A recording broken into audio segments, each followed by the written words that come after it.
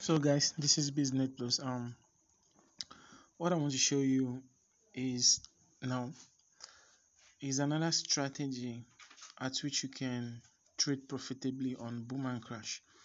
Now, presently we are on H4 time frame for boom 500 index. Now you can see the arrow is pointing downwards, right? Now let's go to another lower time frame, which is H1. You can see on H1 is pointing downwards, but you can see that the downwards movement of H4 is quite kind of different from that of H1. Now see, let me do this. This point here is the one that the H1 is capturing. Okay, now let me make it a very good resistance point. Now let's go to H1. You can see it has aligned with some zones at H1. You can see now there are ways in which you can mark your support and resistance. Is either you mark it like this. Sorry, it's a demo account. So it's either you mark it like excuse me, it's either you mark it like vertically, horizontally, or you are slanting it. So it's either of the way. Now let's check on another lower time frame, which is M30. Now what I want to say here is the time frame at which you do your um setup, which is you mark up your zones, which is support and resistance and some key levels, where you look at the structure of the market before you enter your trade, will determine on how long your trade will go for. Now let's take for example, your anticipation is that the trade will come from this point on H4. Remember H4, that it will come from this point down to this place. Okay, now from this point down to this place might take more than 3 candlesticks. Okay, to this point. Sorry, let me delete this. So might take more than 3 candlesticks to this point. Okay, and the reason why I say that is you can probably the candlestick might start going up and down, going up and down. Now let me show you what I meant on this. Now you can have this candle as it's coming down, it can decide to go back up to meet even at this point here. Let it come down here, and the reason why I'm pointing my arrow at that point is I want you to note the point we have a support. Okay, the point we have a support, which is this point. You can see we have support at this point, and the support is pointing to all these candlesticks is rejecting that price. Okay, so it can come like this, right? Then it can go back up like this.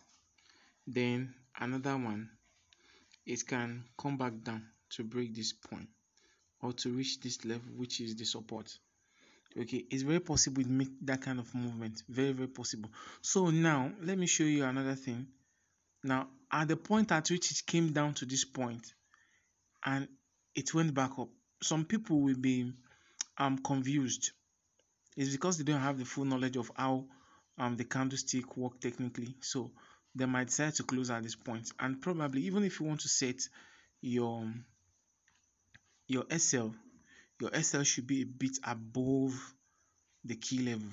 Okay, excuse me. So your SL should be a bit above the key level. Should when your candlestick is going back up, right? When it's going back up, probably when it gets to this key zone, let me just take this as key zone. So when it's going back, it might go above this zone a bit before it start coming back down. So some people will not understand that. What they don't do it when it gets to this point, oh, I lose this trade, they will close immediately when they close. So the trade will start coming back in their favor, and they have closed already. So that's what I did in the previous class, talking about the liquidity zone. Okay, so that's exactly how you can be you can start a journey trading the market in a professional way.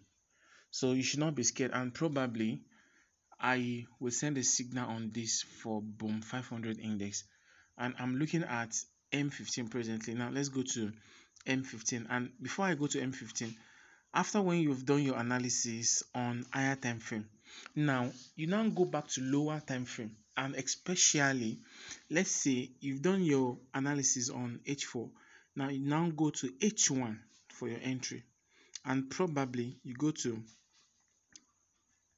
30 minutes for your entry. And the reason is for you to have a sniping entry. And a sniping entry means immediately when you enter your trade, it won't be as if it will go in too much loss before you start counting your money. So that's exactly what a sniping entry is. Okay, now you can see we are on 30 minutes. You can see we are having the same thing, but it's just that the number of candlestick we have on M30 will be much more than what you'll be seeing on H4. So they are still the same thing. They are still the same thing. So now what you do now on M30, you are going to look for a good entry point.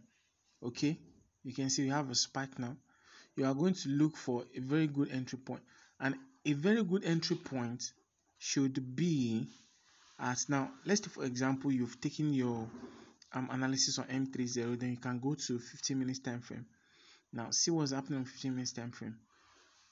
Okay, now at this point on 15 minutes time frame,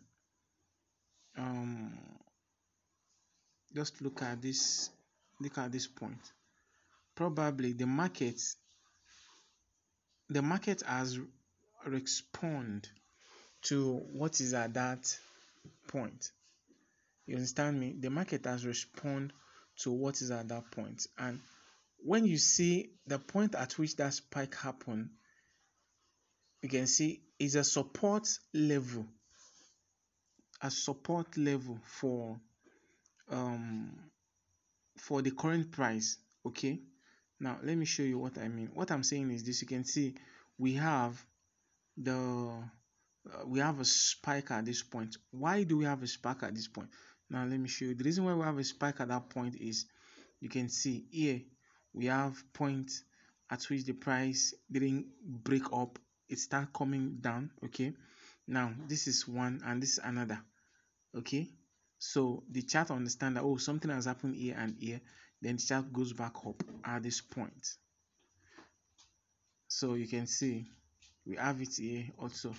So the chart go back up at that point. So that's exactly what is happening when you are doing your analysis. Now, one thing is this: anytime I drop signal, even in the VIP, you just have to be looking at your chart. Okay, when you look at your chart, and probably there are some things that I might not see, you'll be the one to see it.